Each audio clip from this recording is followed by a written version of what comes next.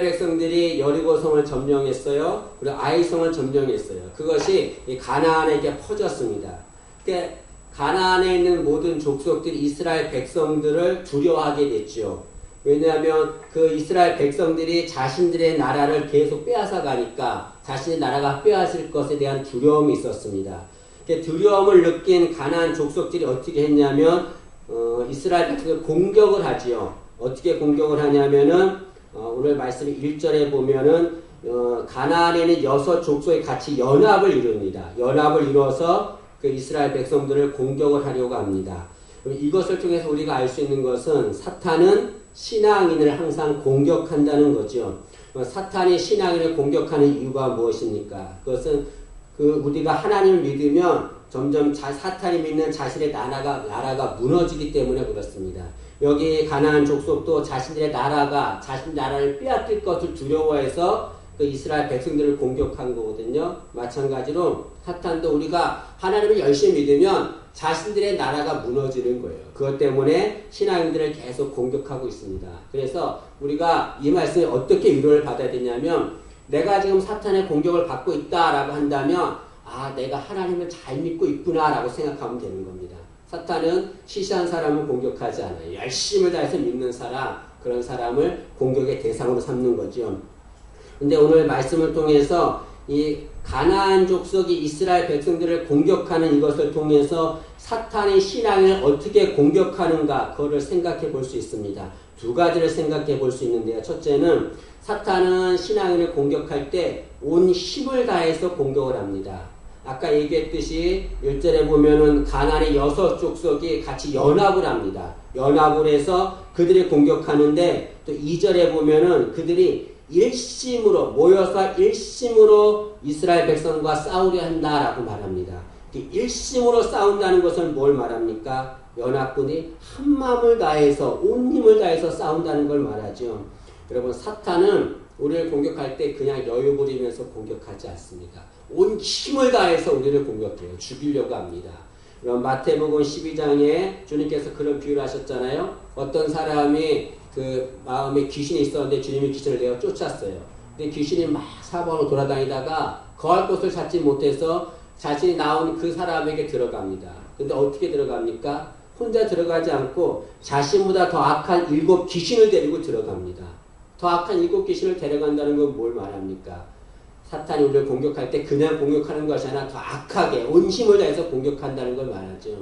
여러분 신앙은 이게 놀이터가 아니에요. 전쟁터입니다. 사탄이 우리를 항상 죽이려고 공격해요. 온 힘을 다해서 공격하거든요. 우리는 어떻게 해야 됩니까? 여유 부릴 때가 아니에요. 놀 때가 아니라 우리가 정말로 그 온 힘을 다해서 공격하는 사탄의 공격에 대항하기 위해서 일단 여유 부려서 안 되고 우리도 만반의 준비를 해야 될 줄로 믿습니다. 또한 오늘 말씀을 통해서 알 수 있는 것은 사탄은 신앙인을 언제 공격하냐면 승리한 후에 공격한다는 거죠. 여기 가나안의 6 족속이 이스라엘 백성들을 공격한 것을 언제 공격한 겁니까? 여기 1절 말씀에 보니까 2일 후에 라고 말합니다. 2일 후에는 언제를 말하겠어요? 여리고성을 무너뜨리고 아이성을 무너뜨려서 승리한 그 후에 그때 그 가나안 족속이 공격을 한 거거든요. 사탄은 신앙인을 언제 공격합니까? 승리할 때 공격을 합니다. 승리하고 나면 공격해요. 왜냐하면 사람은 연약해서 승리하고 나면 교만해지거든요. 경계심을 풀어요. 긴장을 풉니다. 그러면 그때 사탄이 우리를 공격하거든요. 사탄은 우리가 언제 경계심을 푸는지 언제 공격할 타이밍이 있는지 정확하게 압니다. 여러분 사탄은 우리가 승리할 때 우리를 공격하는 거죠. 여러분 승리한 것보다 더 중요한 것이 있어요. 그것은 승리를 지키는 겁니다. 은혜 받은 것보다 더 중요한 것이 있어요. 그것은 은혜를 지키는 겁니다. 여러분 승리한 후에 사탄의 공격을 받지 않으려면 긴장해야 돼요. 그리고 교만하지 말고 겸손해야 됩니다. 그러면 사탄의 공격에서 승리할 줄로 믿습니다. 이렇게 가나안의 6 족속이 힘을 다해서 이스라엘 백성을 공격하려고 하는데 그런데 가나안에 7 족속이 있었거든요. 그 족속 가운데 기브온 족속이라고 있었어요. 근데 기브온 족속은 이 가나안의 연합군에 들어가지 않습니다. 그들은 들어가지 않고 어떻게 했냐면은 그 이스라엘 백성들과 조약을 맺으려고 합니다. 이스라엘 백성들을 눈에 보이게 공격하려지 않고 자신들이 의장을 해서 조약을 하려고 합니다. 왜냐하면 이스라엘 백성들과 조약을 맺으면 자신들이 살 수가 있거든요. 조약 맺은 자는 결코 죽이지 않습니다. 근데 여기에 기브온 족속이 이스라엘 백성들과 조약을 맺으려고 하는 행동들이 있습니다. 이 행동을 우리가 공부하면 사탄이 우리를 어떻게 공격하는지에 대해서 알 수가 있습니다. 몇 가지만 생각해 보면, 첫째로 여기 기브온 족속은 이스라엘 백성들에게 다가갈 때에 허름한 행색을 하고서 다가갔다라고 말합니다.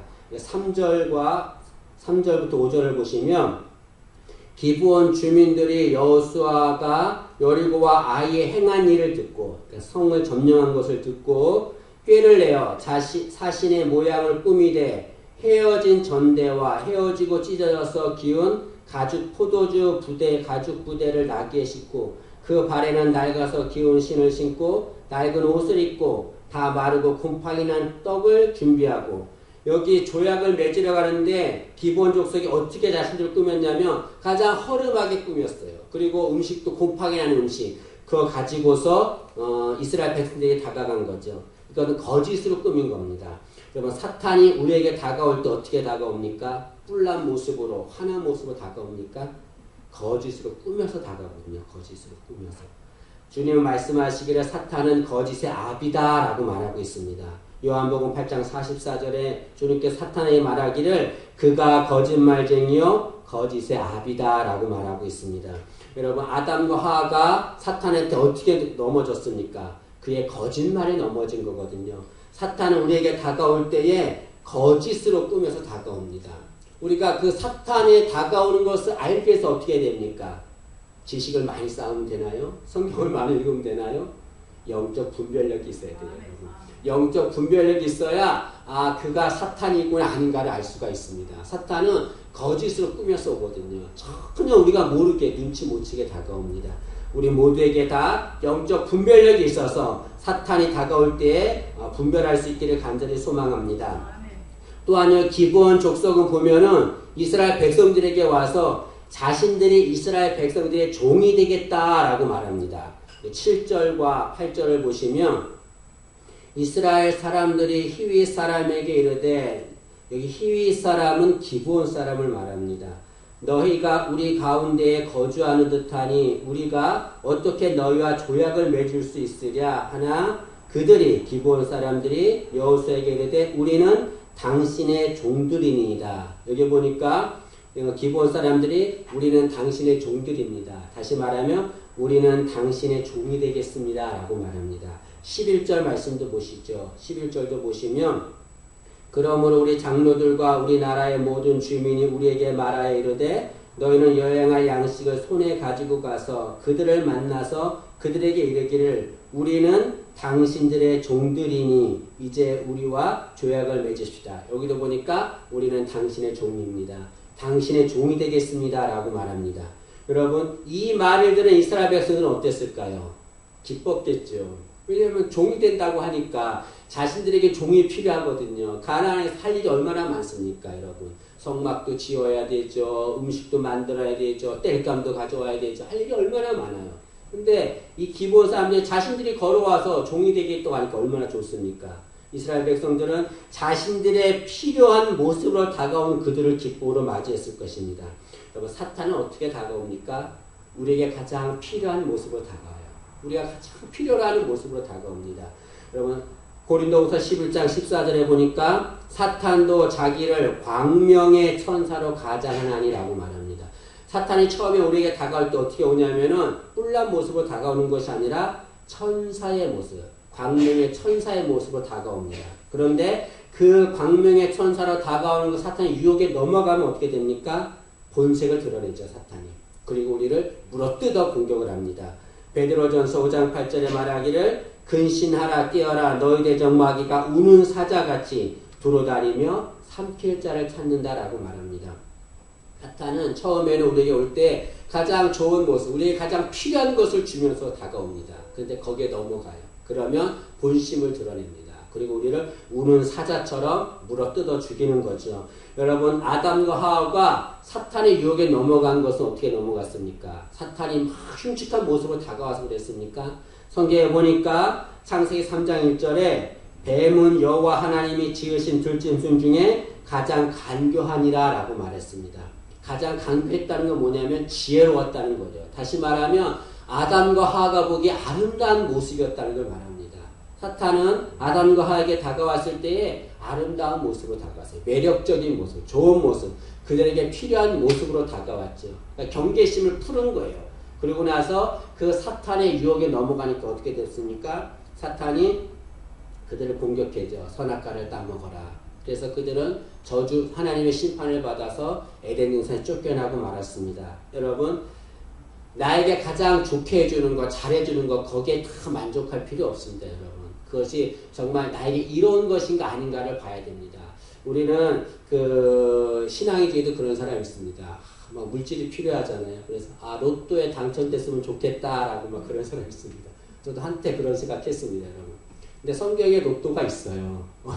창세기에 보니까 아브라함이 그 조카 롯과 함께 갔다 그랬어요. 롯도 함께 따라갔다 그랬습니다. 성경에 로또가 있어요. 근데 여러분, 아브라함이 그 롯을 데리고 가서 어떻게 됐습니까? 거기서 아브라함의 그 목자들과 누굽니까? 롯의 목자가 다툼이 일어나잖아요. 로또는 좋은 거 아닙니다, 여러분. 우리에게 좋은 모습으로 다가오는 거 좋은 거 아니에요, 여러분. 우리가 그것이 정말 나에게 필요한 거 아닌가, 그거를 바라보고 분별해야 될 줄로 믿습니다. 그 다음에 또 세 번째로 보면, 기브온 족속은 자신들은 먼 나라에서 왔다라고 말합니다. 이런 8절 하반절을 보시면 이스라엘 백성들이 질문을 해요. 8절 하반절에 보면 여호수아가 그들에게 묻되 너희는 누구며 어디서 왔느냐 하니 9절에 그들이 여호수아에게 대답하되 종들은 당신의 하나님 여호와의 이름으로 말미암아 심히 먼 나라에서 왔사오니 라고 말합니다. 그러면 기브온 족속은 자신들이 우리는 먼 나라에서 왔다라고 말합니다. 그러나 여러분 실제로 기브온 족속은 그 아이성과 별로 떨어지지 않는 곳에 속한 족속입니다. 가까운 곳에 있는 자들이에요. 그런데 자신들은 먼 곳에서 왔다라고 말합니다. 그리고 또 뭐라고 말하냐면 9절에 보시면 그들이 여호수아에게 대답하되 종들은 당신의 하나님 여호와의 이름으로 말미암아 하나님의 이름으로 말미암아라고 말합니다. 이 말은 뭐냐면 자신들은 하나님 믿는 신앙인처럼 행세한 것이죠. 그들은 이방신을 믿는 자들이었습니다. 그러나 그들은 하나님을 믿는 자라고 말해요. 그리고 먼 곳에 갔다고 해요. 자신들의 정체를 숨깁니다, 여러분. 사탄이 우리에게 다가올 때는 가장 좋은 신앙인의 모습으로 다가오는 거죠, 여러분. 가장 아름다운 모습으로 다가옵니다. 이단 중에 신천지가 있잖아요. 왜 신천지에 많은 사람이 빠집니까, 여러분? 신천지가 교회 침투할 때 어떻게 침투합니까? 나 신천지요 하고 다가옵니까? 가장 열심히 있는 신앙의 모습으로 다가와요. 얼마나 열심히 하는지 모릅니다, 여러분. 그냥 한 주에 몇몇씩 전도해요. 그 담임 목사 얼마나 좋겠습니까? 전도하죠. 와서 막 기도하죠. 철회하죠. 봉사 다 하죠. 너무나 아름다운 신앙의 모습으로 다가옵니다. 그러면 그것을 보고서 저 사람은 참다운 신앙인의 모습이구나라고 다가가면 그 사람이 포섭의 대상이 되죠. 그 사람은 신천지에 포섭되고 맙니다. 여러분, 우리가 그 사람을 알 수 있는 것은 그 사람의 행위를 보고 아는 것이 아니에요. 그 사람을 알 수 있는 것은 그 사람의 열매를 보고 아는 겁니다, 여러분. 행위를 아무리 열심히 좋게 해도 사람은 속일 수 있어요. 그러나 행위는 속일 수 있지만 열매는 속일 수 없습니다. 그 사람의 열매를 보면 그 사람이 어떤 사람인가 알아요. 주님도 말씀하시기를 그 사람을 아는 것은 행위가 아니라 열매를 보아야 안다라고 말했어요. 마태복음 7장 20절에 이러므로 그들의 열매로 그들을 알리라 라고 말하고 있습니다. 주님이 그 사람을 무엇을 보고 아느냐? 열매를 보고 안다는 거예요. 그 사람이 행위하는 거 그거 보고서 넘어갈 필요 없습니다, 여러분. 그 사람의 열매를 보는 거죠. 이스라엘 백성들은 이 기브온 족속들의 거짓에 속았습니다. 속아서 조약을 맺습니다. 15절에 보시면 여호수아가 곧 그들과 화친하여 그들을 살리리라는 조약을 맺고 회중 족장들이 그들에게 맹세하였더라. 조약을 맺어. 이제 너희들 죽이지 않는다. 살린다라고 조약을 맺고서 그리고 그들에게 맹세했다라고 말하고 있습니다. 여러분, 하나님은 분명히 말씀했어요. 가나안 족속과 절대로 조약을 맺지 말라라고 하나님이 명령을 내렸습니다. 그런데 이들은 기본 족속에 속아서 조약을 맺었습니다. 그러면 이런 말 할 수가 있습니다. 이들이 이렇게 속였는데, 깜빡 속였는데, 속아 넘어가지 않을 사람이 어디에 있습니까? 이렇게 속였는데, 당연히 속아 넘어가지요. 그러나 여러분, 이스라엘 백성들이 기브온 족속이 아무리 속여도 속아 넘어가지 않을 비결이 있었어요, 여러분. 그것이 뭐였습니까? 하나님께 물어보는 거였어요, 하나님께. 그런데 이스라엘 백성은 어떻게 했냐면 하나님께 묻지 않았습니다. 14절 말씀을 보세요. 14절에 보시면 무리가 그들의 양식을 취하고는 어떻게 할지를 여호와께 묻지 아니하고 라고 말했습니다. 그들은 하나님께 묻지 않았어요. 이 기브온 족속이 그렇게 거짓으로 다가오는데 가나안 족속임에도 불구하고 그들은 속았어요. 그러나 하나님께 물었으면 하나님이 알려줬겠죠, 여러분. 그들은 왜 하나님께 묻지 않았을까요? 자신들이 판단했거든요. 그 자신들이 판단하고 그 판단이 옳다라고 생각했기 때문에 하나님 믿는 것이 아니라 자신을 믿고 자신을 의지했기 때문에 그렇습니다. 우리가 신앙생활 할 때 실수할 때가 있습니다. 패배할 때가 있어요. 그 이유가 무엇입니까? 많은 이유가 있지만 그 중에 하나는 하나님께 묻지 않고 행동했기 때문에 그렇습니다. 자신감이죠. 나는 충분히 할 수 있어. 나의 경력과 나의 지식과 나의 능력으로 충분히 할 수 있어. 자신이 판단하고 행동한 겁니다. 그러나 여러분, 신실한 신앙인은 내가 할 수 있는 것도 하나님께 묻고 행동하는 자가 신실한 신앙인입니다. 여러분. 다 할 수 있어요. 다 할 수 있어요. 그러나 하나님께 묻고 행하는 자가 신실한 신앙인이죠. 여러분, 이스라엘 백성들이 여리고성을 점령했어요. 그러나 그보다 작은 12,000명밖에 되지 않는 아이성의 전쟁에서 패하고 말았습니다. 그 이유가 무엇입니까? 여리고성에는 하나님께 묻고 하나님의 음성대로 행했지만 아이성 전쟁에서는 하나님께 묻지 않았거든요. 하나님께 묻지 않고 여리고성의 전쟁에서 승리한 자신들의 그 자신감을 가지고서 아이성과 싸웠거든요. 그러나 패배하고 말았습니다. 우리도 마찬가지입니다. 우리가 승리하기 위해서는 어떻게 되는가? 사탄에게 속아 넘어가지 않기 위해서 어떻게 되는가? 하나님께 물어야 되는 거죠. 물어야 되는 거죠. 여러분, 자존심 내세울 필요 없습니다. 하나님께 내가 할 수 있는 것도 사소한 것도 다 묻는 자가 되기를 간절히 원합니다. 이렇게 이스라엘 백성들이 기브온 족속과 조약을 맺었는데 조약을 맺은 후 3일이 지나서 자신들이 조약을 맺은 자가 기브온 족속임을 알게 됩니다. 16절 말씀을 보시면 그들과 조약을 맺은 후 사흘이 지나서야 그들이 이웃에서 자기들 중에 거주하는 자들이라 함을 들으니라. 3일이 지나서야 알게 됐습니다. 그러나 때는 늦은 거죠, 여러분. 이미 조약을 했으면 끝나는 겁니다. 여러분, 기브온 족속과 조약을 했기 때문에 죽일 수 없는 거죠. 18절과 19절을 보시면 그러나 회중 족장들이 이스라엘의 하나님 여호와로 그들에게 맹세했기 때문에 이스라엘 자손이 그들을 치지 못한지라. 기브온 족속을 치지 못한 거죠. 그러므로 회중이 다 족장들을 원망하니 모든 족장이 온 회중에게 이르되 우리가 이스라엘의 하나님 여호와로 그들에게 맹세하였은즉 이제 그들을 건드리지 못하리라. 하나님 앞에서 조약을 맺었기 때문에 기브온 족속을 죽이지 못하게 되는 거죠. 우리가 이걸 통해서 알 수 있는 건 뭡니까? 맹세를 함부로 해서는 안 된다는 거죠. 하나님의 이름으로 맹세합니다. 하나님 내가 이렇게 하겠습니다. 내가 맹세합니다. 하나님 맹세하지 말라는 거예요. 하나님 믿지 않습니다, 여러분. 하나님 이름으로 맹세하지 말고 내 있는 모습에 대해서 최선을 다하면 되는 겁니다. 그러나 맹세한 것은 약조한 것은 반드시 지켜야 되죠. 하나님은 우리가 맹세하고 약조하는 것을 다 듣고 그대로 행하기를 원하십니다. 나중에 이스라엘 첫 번째 왕 사울 왕이 여호수아가 기브온 족속과 조약을 맺은 것을 깨고서 기브온 족속 몇 명을 죽입니다, 여러분. 죽이고 나자 하나님께서 다윗 시대에 그 나라에 3년 동안 기근을 내려요. 비가 오지 않게 합니다, 여러분. 나중에 그것을 알고서 다윗이 기브온 족속에게 우리가 어떻게 해야 이 죄를 용서받을 수 있느냐라고 말하자 기브온 족속이 우리를 사울 왕 때 우리를 죽이려 한 족속 중 7명을 뽑아서 보내라. 그러면 우리가 그들을 목매달 것이다. 그래요.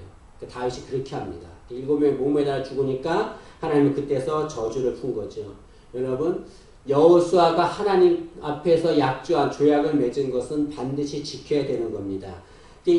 이것을 알게 된 이스라엘 백성들이 기브온 족속과 조약을 맺자 하나님 분명히 가나안 족속과 조약을 맺지 말라라고 명했거든요. 그러니까 이것을 안 이스라엘 백성들은 자신들이 하나님의 진노를 받을까 두려웠어요. 그래서 그 여호수아와 그 족장들을 이렇게 두고 원망을 합니다, 여러분. 그런데 하나님께서 여기에 정말 하나님의 은혜가 있는 거예요. 하나님께서 이스라엘 백성들과 여호수아가 실수를 했어요. 잘못을 해서 조약을 맺었어요. 그런데 하나님이 여호수아에게 지혜를 주십니다, 여러분. 그 지혜가 뭐냐면 여호수아가 기브온 족속들을 종으로 삼는데 자신들의 종으로 삼는데 대를 이어서 종으로 삼게 합니다. 23절 말씀을 보시면 그러므로 너희가 저주를 받나니 너희가 대를 이어 기브온 족속들을 말하죠. 너희가 대를 이어 종이 되어 다 내 하나님의 집을 위하여 나무를 패며 물을 깃는 자가 되리라 하니 너희들이 종이 된다고 했으니까 종이 되라. 그런데 한순간만이 아니라 대를 이어서 종이 되라 라고 말합니다. 대를 이어서 종이 되게 하는 것은 무슨 이유입니까? 종은 주인에게 대항할 수 없거든요.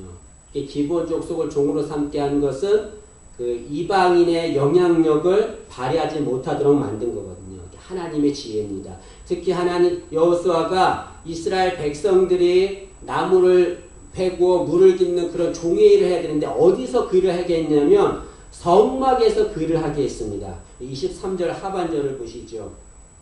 하반절에 보시면 내 하나님의 집을 위하여 나무를 패며 물을 깃는 자가 되리라 하니 라고 말합니다. 27절 하반절도 보시면 여호와의 제단을 위하여 나무를 패며 물을 깃는 자들로 삼았더니 라고 말합니다. 여기 하나님의 집 여호와의 제단은 성막을 말하는 거죠. 이때는 성전이 없었으니까. 그런데 이 여호수아의 명령대로 기브온 족속이 성막에서 일을 합니다. 종으로서 일을 해요. 그런데 이걸 통해서 하나님 놀라운 변화를 일으킵니다. 두 가지 변화를 일으켜요. 하나는 뭐냐면 이 기브온 족속이 성막에서 일함으로 인해서 자신들이 섬기던 우상을 숭배하지 않고 누구를 숭배하게 됩니까? 하나님을 숭배하는 자로 바뀌게 되는 거죠. 두 번째는 이 기브온 족속들이 자신들이 섬기던 우상을 버리고 이제는 하나님을 섬기는 자로 바뀌게 되는 겁니다. 그 기브온 족속은 이방인이에요. 이방신을 섬기던 자들입니다. 그런데 하나님께서 그 성막에서 일을 하게 함으로 해서 그들이 자신들이 믿던 우상을 숭배하지 않게 하고 그리고 우상을 버리고 하나님을 섬기는 자로 변화시킵니다, 여러분. 이것이 하나님의 은혜인 거죠. 인간이 실수했어요. 이스라엘 백성들이 실수하고 여호수아가 실수했어요. 그런데 하나님은 그 실수를 어떻게 바꿉니까? 선으로 바꾸는 거죠, 선으로. 그것이 하나님의 은혜인 겁니다. 여러분, 기브온 족속이 이렇게 하나님을 섬기는 자로 변화되자 하나님이 그 기브온 족속을 사용합니다. 몇 가지만 예를 들면 이스라엘 백성들이 그 가나안을 점령했잖아요. 그런데 그 가나안의 실로라고 하는 곳에 성막과 법궤를 보관했어요. 그런데 이 블레셋이 공격을 합니다. 성막은 뺏기는데 법궤를 뺏겨요. 근데 그 성막을 그들이 뺏기지 않았는데 그 성막을 어디로 옮겼냐면 기브온 족속이 있는 곳으로 옮겼어요. 여러분. 그리고 나중에 솔로몬 왕이 하나님 앞에 일천번제를 드립니다. 그 일천번제를 어디서 드리냐면 기브온에서 일천번제를 드려요. 이방 땅이에요. 이방 땅. 거기서 드립니다. 또 후에 이스라엘 백성들이 바벨론의 포로로 붙잡혀가요. 그리고 거기서 70년 만에 귀환해서 돌아옵니다. 귀환해서 돌아와서 예루살렘 성전을 재건합니다. 이스라엘 백성들이 성전을 재건할 때에 그들을 협력해서 도와준 자가 기브온 족속이었습니다. 여러분. 보세요. 기브온 족속은 그 전에 가나안 신을 섬기던 이방인들이었습니다. 그러나 그들이 이스라엘 백성들과 조약을 맺음으로 인해서 이스라엘 백성들이 잘못을 해서 조약을 맺었죠. 그런데 하나님은 그것을 변하여 선이 되게 했습니다. 인간의 실수를 변하여 선이 되게 했습니다. 여러분, 이것 통해서 우리에게 말씀하고 싶은 것이 무엇입니까? 여러분, 인간은 늘 실수하고 범죄할 수 있습니다. 그러나 그 실수하고 범죄한 것을 끝나서는 안 되는 거예요. 누구를 바라봐야 된다는 겁니까? 하나님을 바라보라는 거예요. 하나님 바라보면 하나님 그 실수를, 그 실패를, 패배를, 잘못 하나님이 선으로 바꾸신다는 것을 말씀하고 있습니다. 후에 이스라엘 백성들이 그 바벨론에서 귀환을 해요. 귀환할 때에 그 귀환한 자들의 이름을 이렇게 성경에 기록되어 있습니다. 거기에 누구의 이름이 있냐면 기브온 족속들의 이름이 기록되어 있어요. 이것은 뭘 말합니까? 기브온 족속이 온전한 이스라엘 백성이 되었다는 것을 말합니다. 이방 민족이었어요. 그런데 그들이 하나님을 섬기는 자로 변화되니까 온전한 이스라엘 백성이 되고 말았습니다.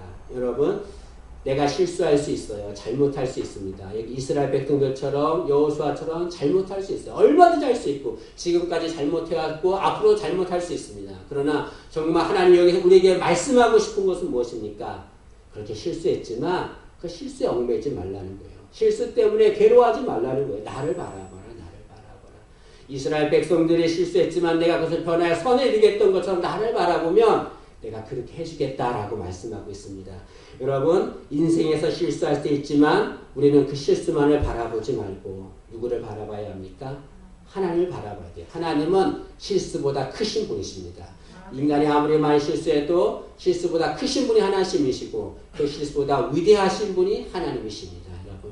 실수하더라도 하나님만 바라보기를 원합니다. 그러면 우리 실수한 모든 것들, 실패한 모든 것들, 내가 받은 상처, 아픔, 눈물 모든 것들 하나님이 선으로 바꿔줄 것입니다. 기쁨으로 찬양으로 바꿔줄 것입니다. 일생 동안에 그 하나님만 바라본 우리가 되기를 간절히 소망합니다.